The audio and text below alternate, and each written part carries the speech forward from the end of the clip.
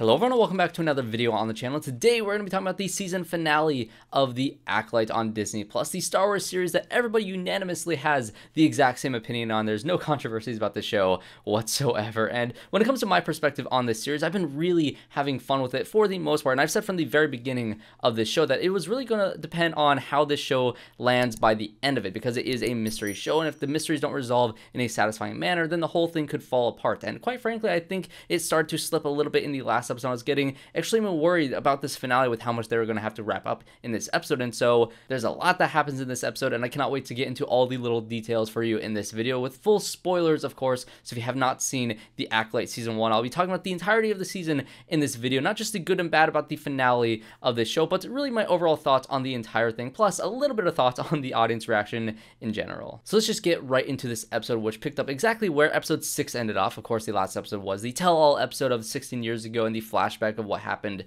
on Brendok. And of course, you know, with this story being a Star Wars show, it's like poetry, it rhymes. We have to end off this series with the planet that we started it all on from the very beginning, which is, of course, Brendok. That is where Sol was taking Mae at the end of the 6th episode. And, you know, this all makes sense. I'm actually really mad at myself that I didn't predict that that is where they were going to go, but it's just, again, fitting for the story to end in this place. And I love that this is the place of all that every single character converge up until this point to, you know, wrap up the entirety of the season. Because, of course, you know, you have Sol and Mae getting to this planet. There's a little space battle that they have, you know, racing through this moon with like these rings around it. That was really fun and visually exciting to see in a Star Wars, you know, action scene and a finale. But really the meat of the story starts once everybody gets onto Brendok itself. You have, you know, Mae crash landing on there. You have Sol going after and searching for her inside of the, you know, temple that the witches lived in from the very beginning of the story. You have Osha and Qimir decide to go to Brendok as well, because once, you know, Osha put on Qimir's mask at the end of the 6th episode, she kind of had a vision of what she sees as Mae killing Sol without using a weapon, and sort of the way that Qimir has, you know, been guiding her and training her this entire time, which I'll get into that little detail, which, again, there's a lot of little things in this episode that's, you know, seem that it should have been really obvious to a lot of people, but a lot of people didn't actually predict it. I love that moment. I'll get into it in a second here, but she sees a vision of her on Brendok killing Sol, and so she decides that, okay, we need to go over to Brendok, but you have the ship, I have the destination, we need to go together as a mutual, you know, agreement to be able to handle what we need to handle, and so they also head over to Brendok because of that. And then, of course, you have Vernestra on Coruscant, who gets a little beacon from Sol's ship once he lands on Brendok in order to, you know, lure the Jedi all the way to Brendok so he can prove his point. He can essentially say that, yes, there is a vergence of the Force, and the only way to prove that is to go to this planet and to have both twins end up on here at the same time, because he needs both of the twins to prove that there was a vergence in the Force, that they are the same person, that they were created through the Force by Mother Anastasia, and so he needs the proof to be able to, I guess, justify his actions in that last episode. And so let's break this down by character. And the first character that I do want to talk about is Sol, because I think of everybody in this entire show, I think Sol was the most consistently interesting from episode 1 to episode 8. And the first thing I want to talk about in regards to Sol's character is Jung-jae's incredible performance as this character throughout this entire thing, because I think, again, he was the most consistent throughout the entire thing, but the fact that he learned English for this role, and the fact that of all the emotions that I felt throughout this finale, I felt his emotions the most through his performance, it does speak volumes, because I find this character to be incredibly interesting from beginning to end, because yes, he is an incredibly flawed character. He is, you know, a great Jedi on paper. He is very empathetic. He has a lot of great power. He's great in the action sequences. He's a great mentor. You see him training younglings at the very beginning and having a lot of great wisdom to him, but also 16 years ago, he made an absolutely terrible, awful mistake in how he handled everything on Brendok, thinking that he was there to save these two little girls that he thought was in danger from these witches, and how that all backfired, and how he decided to cover it all up in order to preserve what he thought was best for Osha. And it's really the fact that this entire episode explores how this character throughout this entire, you know, 16 years of his life has been trying to justify the one decision that he made rather than accepting the consequences of his actions. And I think you see that in a lot of people. You see that in a lot of great people who are really great people that you know in your life that made a singular mistake, and you can feel that has so much weight on their shoulders, and if they just faced those consequences and they dealt with it head on, it would go so much better for them. But to hold that in after all this time just makes him such a fascinating character. And with a lot of things in the show, I think if you watch it from beginning to ending after knowing the context of, you know, the backstories of all these characters, I think there's a lot more subtlety and a lot more nuance in these performances than you first initially thought. I did what I thought was best for you. Of course, I wanted to tell you so many times, but I couldn't. And also, he's just a badass. He was great in the action sequence flying through space at the very beginning of the show. Again, you got to see the emotion in his eyes, the pain that he has as a character. And once he did end up on Brendok and he faced off against Qimir one more time in this episode, that entire action sequence, the wire work, the choreography, the stunts done in that entire fight sequence is always great to see. I love seeing Soul in action. He's easily one of my favorite characters in the entirety of the show. And then you have Qimir, who is also another great addition to this series. Of course, him being the Weasley type of character in the first half of the series before it was unveiled that he was the Sith character that was teased in all the trailers. I loved all that stuff in the show, and I really loved how he was in the past couple of episodes in terms of trying to manipulate Osha in particular into turning to the dark side, to being his new acolyte. And I'll get into Mae and Osha in a second here, specifically with Osha. I think is a very interesting character now, so than she was at the beginning of the series. But when it comes to Qimir as that character who is, leading this character down a darker path, I really like the way he operates, because he doesn't, force Osha to do these things for him in the way that I guess it's kind of said that he did with Mae. He's going a very different approach with, turning Osha to the dark side than he did turning Mae to the dark side, because with Mae, you really just had to spark that fire inside of her, that rage that she had from the emotions of seeing that her mother was killed by Soul from the very beginning of the story, blaming all these Jedi for destroying her home, for killing her family, for taking Osha away. And so it's very easy to get into the darkness of that character to push her in that direction. But when it comes to Osha's character, when you have Qimir trying to manipulate her, it's all based on what she wants to do and what decisions she wants to make herself, and he leaves it all to her. He gives her some engaging arguments. He tells her the Jedi are suppressing her emotions, that she needs to feel these things, which I guess in therapy you do want to feel these things. You don't want to suppress your emotions, but of course, this being in the Star Wars universe, that could be very dangerous when you have the ability to use and manipulate the Force. So if you don't control that, it could go extremely poorly. And so I found that the way this character was, manipulating Osha throughout this entire thing was extremely interesting. And of course, there is Manny Jacinto as this character, who I thought was just phenomenal throughout this entire thing. And honestly, don't know how I got into this section of threads, but I see a lot of people thirsting over Manny Jacinto in this show, which I think is hilarious. Go for it, whatever. I respect the game for that. But either way, I think Manny Jacinto did a great job in this show. And the fact that they're kind of teeing him up to be a more present force in a potential second season, I love that, because I think Manny Jacinto is one of my favorite dark side users in a while, because he doesn't seem outright evil. Yes, he does some awful and terrible things, and he's very much a bad guy, but his philosophy around the dark side is extremely interesting. And I think of anything in this show that I wish they explored more so, which they kind of teased at the very beginning of the inception of the show and begin with, was to explore the ideologies of the Sith in this, time period where they were, being kept a secret. I would love for the show to dive more into how this character interacts specifically with Osha moving forward. And then of course you have Mae and Osha, played by Amandla Stenberg for both of them. And first off, I want to say that I love Amandla Stenberg in pretty much everything that they are in. They are phenomenal in Bodies by the Bodies and The Hate You Give. If you have not seen those movies, go check them out. They are phenomenal in both of those films. But of course, when you have their role here, I said it in my last video, that really by episode 7, you only got basically 3 episodes of character development with them, because you had the first 2 episodes, which basically does feel like one episode split into 2, so 1 episode worth of character development for both of them. Then episode 3, Amandla was not in that episode because it was a flashback one, so you didn't get any development for that character there in this time period. And then of course you had episodes 4 and 5, which again was basically 1 episode split in half. And then you had episode 6, which you got a lot of great development in that episode. But then of course 7, you flashback back to the past on Brendok, so you didn't get to see Amandla in that episode either. And so by the time you get to the finale of the show, really you got maybe 3 episodes worth of character development in an 8 episode series, which I think is a damn shame, because I think the idea of their character arcs in this show was really good. It's the idea that their character arcs was essentially a yin and yang symbol, where of course you had Osha on the lighter side of that yin and yang symbol with a little bit of darkness inside of her, and then you had Mae on the darker side of that symbol with a little bit of lightness inside of her. And so as you progress through the series, the symbol kind of rotated to be opposite of what it began with Osha being on the dark side with a little bit of good, and Mae being on the light side with a little bit of bad. And so I love the idea of rotating these characters, I guess mindsets throughout the entirety of the show, revealing their character arcs. And I think the finale specifically showed how they flip places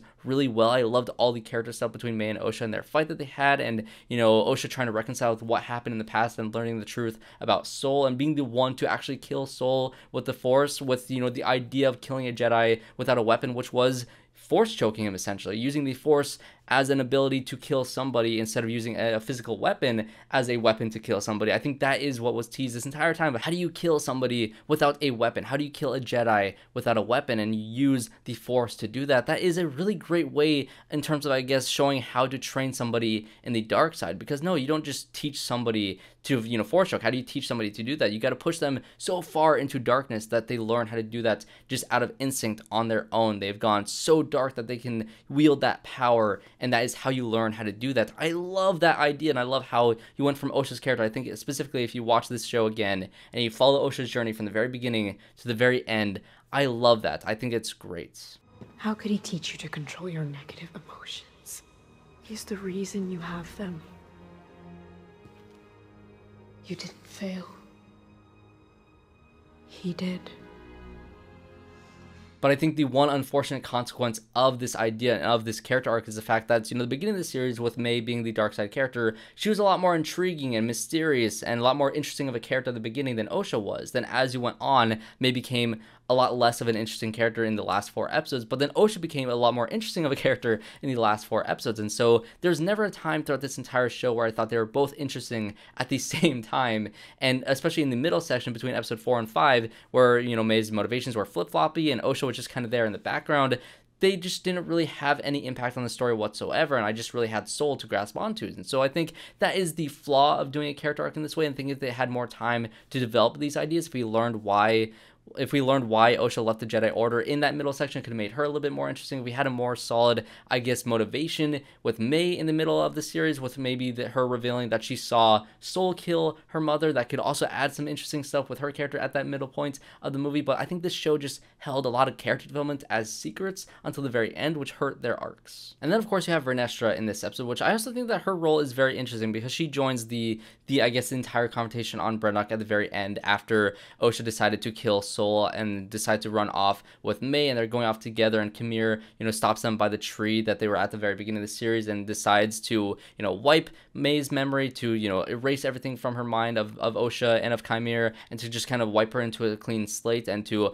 leave off with Osha to train her in the ways of the Force in the dark side as a new acolyte of his. And so you have all that stuff going on while you have Vernestra and a bunch of Jedi investigating exactly what happened. You can see that she has a sense to figure out exactly what happened all those years ago. She can sense that, everything happened with Soul killing Mother Onasea and causing all these things, that the Jedi were responsible for the death of all these witches all those years ago. And so you can see that she had the sense to be able to figure this all out on her own, which is cool. She's a very powerful Jedi in that respect, but she also has a sense that she feels the presence of Qimir at the very beginning of her arrival on this planet. And it also confirms a lot of theories that people had in the past few episodes of thinking that Qimir was Vernestra's old Padawan who eventually turned evil. And I think they added a lot of depth to her character in this sequence where she's explained to the senators what happened, at least what she's telling them happened with this entire incident, which is essentially the fact that she's going to pin it all on Soul because she has her own dirty secrets. She basically says in this entire sequence that Soul did a very bad thing. He made a terrible mistake 16 years ago, and when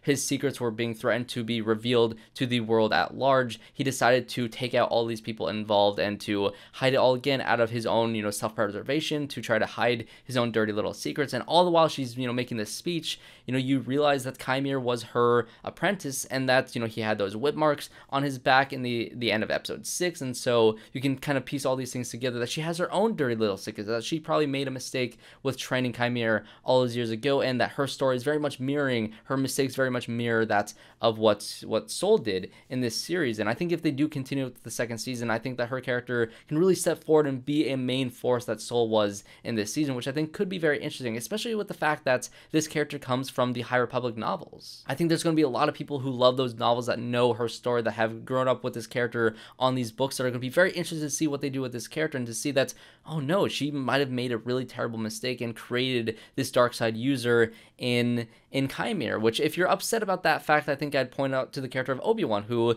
was also in a situation where he was the one who was mentoring Anakin, and he blames himself for everything that happened with, him turning to Darth Vader and all the death of the Jedi. And there's a lot of weight on that character's shoulders, and it doesn't make it so, oh, she's a bad character, she made a mistake, and, you're ruining this character because she apparently did one thing bad one time. It makes the character more interesting because it adds more depth to them, because they are flawed, that they have more story to tell besides just being a perfect, flawless character. Again, I can poke at people complaining about Luke Skywalker, and that's the exact same way that I feel about Luke Skywalker. It's the same way that I feel about Obi-Wan. It's the same way that I feel about even Yoda and all the other Jedi who made mistakes in the course of the story of Star Wars in general, and how, again, I'll quote George Lucas here, it's like poetry, it all rhymes. All these Jedi, and I guess their religion and how they mask all these feelings, they are, I guess, pointed in a direction to make these mistakes, and it makes them more interesting characters because of those mistakes. The majority of my colleagues can't imagine a galaxy without the Jedi, and I can understand why. When you're looking up to heroes, you don't have to face what's right in front of you. And so that is how this series ends. Of course, you have Vernestra essentially covering up the entire situation because she wants to hide her own dirty little secrets with Qimir. Nobody else knows of the existence of Qimir besides Osha now and Vernestra, and so those are the only two characters that know of the presence of the Sith in this point in the timeline. Or I guess even Vernestra doesn't necessarily know that he is a Sith, she just knows that he is still alive, and so I guess the existence of the Sith is still completely unknown to every single Jedi who lives at this point in the timeline. Mae's memory was all erased, which I don't love the idea of just a memory loss, an amnesia trope in movies and film and TV. We'll see if they can play that well in a potential second season. I really hope that her mind doesn't stay erased forever. I know Qimir said that it was permanent, but, you know, it's an amnesia storyline in a TV show. It's probably going to be resolved somehow. And then you have Osha going off to train with Qimir as the new Acolyte in this series, which I love that they're pinning these two characters together and that they are going to go off and do their thing here in the future in a second season. I love the place that they're ending off these characters, and I really hope that we do get a second season for many reasons, because at the very end we did get a tease of Vernestra going to Yoda for some advice. We got a little Yoda cameo. I love that in this episode. And then we also got a very awkward placement of a Plagueis cameo in this episode, which I was very much not expecting, especially in that moment. I think it was a very awkward place. I think that would have been a more fitting, you know, thing to put maybe when Osha and Qimir are standing on the side of the water holding hands at the very end, and then maybe show Plagueis there hiding in the caves in the background. And I think this also sparks a lot of new questions that I have for the, I guess, how this character is going to be related in a future second season, because for one, we don't know for a definitive fact that Qimir is the apprentice of Plagueis. We don't know that for sure. Maybe they haven't met yet. Maybe Plagueis is going to introduce himself to these characters after this point, but I think it's more likely that Qimir was trained by Plagueis after he did leave, you know, the whole storyline with Vernestra, and so we're going to get into that in a second season. But I think that they're going to go in the direction that's, if Mae and Osha were a means to have been created by the Force by Mother Anastasia, then this is maybe how Plagueis learns how to also do the same thing, and how that eventually trickles down to Palpatine, and that is how we finally confirm the fact that Anakin was created by Palpatine using the Force, which I think is a thing that was hinted at in Revenge of the Sith that was never, I guess, definitively answered for a fact, the definitive fact in the prequel trilogy. So if it confirms that idea, I love that that adds a little detail to the prequels and to the Star Wars, you know, story in general that's, you know, elevates the story a little bit. But I think the fact that they actually put Plagueis in this episode is awesome, because you'd have had people theorizing about Plagueis since before The Last Jedi came out, when Snoke was first a thing. And so, hell yeah, let's give it to us. Let's take these legend things like Cortosis, like Plagueis, like the idea that you can bleed into a kyber crystal to turn it red. That was awesome. I've heard about that being a storyline in I guess the Legends comics or the books. I love the fact that they brought that into live action. That was one of those moments in this episode that legitimately got me standing out of my seat. That was saying, that is awesome to see the lightsaber turn from blue to red, just fully showing that Osha has turned fully dark in this moment, was awesome. I love that entire moment. So you're taking all these things from Legends that I've heard about, you know, me not being a person that actually got into all those things, to finally see that in this series in general was really great to see, as somebody who loves Star Wars and loves seeing these new ideas be brought into live action. All that stuff was phenomenal. So I'm very excited to see them go into the direction that adds a lot more stuff from Legends into live action. Maybe they'll get Darth Bane. Maybe they'll get into more stuff with Plagueis. Who knows? I'm really excited for all of this potential. But those are just going to be my thoughts on the Acolyte. I'm very curious to hear what you guys thought of the series down below, both good and bad. I'm very curious to hear all your thoughts in the comment section down below. And as long as you know, give a respectful criticisms in the comments down below, I do think there's a right and a wrong way to criticize something.